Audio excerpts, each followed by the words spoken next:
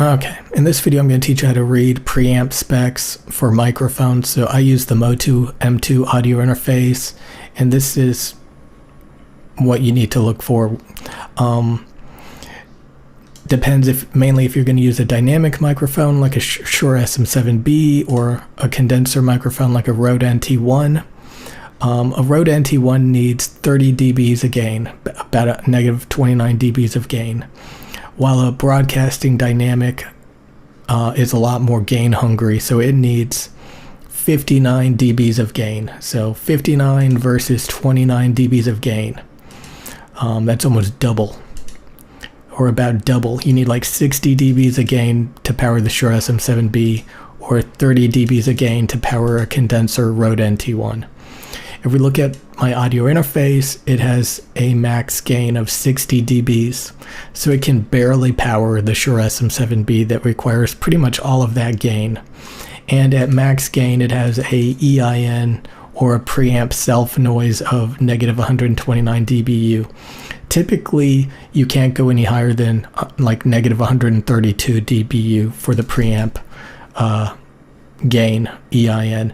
So again, this is the self noise of the preamp at maximum gain. And my Motu M2 has a EIN of negative 129 dBu, which is really good, especially for condenser microphones that only need like 30 dBs of gain. You're only going to be using like half the preamp gain.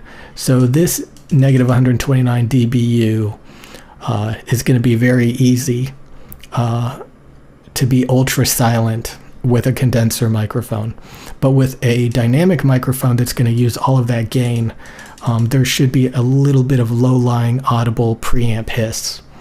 So you don't want to stress the preamp. If you have a sensitive microphone, it'll put less stress on the preamp, which will have less noise. Now we can also look at like this is a comparison of some different preamps on audio interfaces. So different EINs. So we can see the Motu M2 has, this much EIN. So the lower the better. So these actually have a quieter preamp. Let's ignore the Behringer. That's sad. Okay. And these ones have a noisier preamp. So the Steinberg would be really bad at powering a dynamic microphone, as well as this Focusrite 2i2 Gen 3. It would be okay on that, but terrible on the Steinberg. So anyway, now here's the Focusrite Solo 3rd Gen at medium gain. So say you got the gain at like 12 o'clock, you're only using like 30 dBs of gain. This is the frequency response of the preamp. Now, say you use all of the gain, like 60 dBs of gain at maximum gain, to like power a Shure SM7B dynamic microphone. We can see the preamp actually rolls off a ton of the high frequencies compared to over here. It starts rolling off big time, like crazy. And it rolls off some of the low frequencies compared to over here. So at medium gain, the treble is a lot more intact, as well as the bass. At maximum gain, the bass rolls off, as well as a ton of the treble.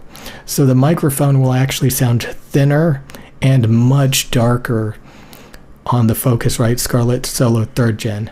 Now the Motu doesn't have that problem. I don't have the measurements right now, but the Motu does not roll off the lows and the highs at maximum gain, so it sounds better with a gain-hungry microphone.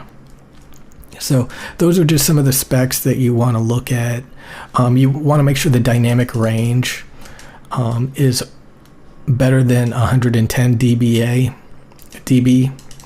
So 115 dB is really good. It's above 110. Typically, you see these specs on their main website. It shows you all the ins and the outs. So this is the analog in and out specs. Mic input, dynamic range. So again, as long as all the dynamic range is above 110 dB, you're good. You know, you want the EIN to be as close to like 130 as possible, or like 132 would be incredible, but 129 is really good too. Total harmonic distortion, I typically don't even look at that spec that much, but you know, you can see that as a number, like a decibel, or a percentage THD. So 0.0014%, you can convert it to like negative 97 dB. So anything around like negative 100 dB is pretty good for that spec. Anyway, I don't really pay attention to that spec, to be honest, that much. But some brands like Presonus, that they're known for having a lot of distortion, THD. Anyway, that's it for this video. These are some specs to look out for, like if you're trying to find like the best spec audio interface. You know, those are the specs that you look at and kind of how to read them. So get a condenser microphone. Don't stress your preamp. That's the reason why people buy like cloud lifters, because if you have a cheap preamp, it's going to color the sound and be hissy because it has poor EIN and frequency response. Anyway, that's it.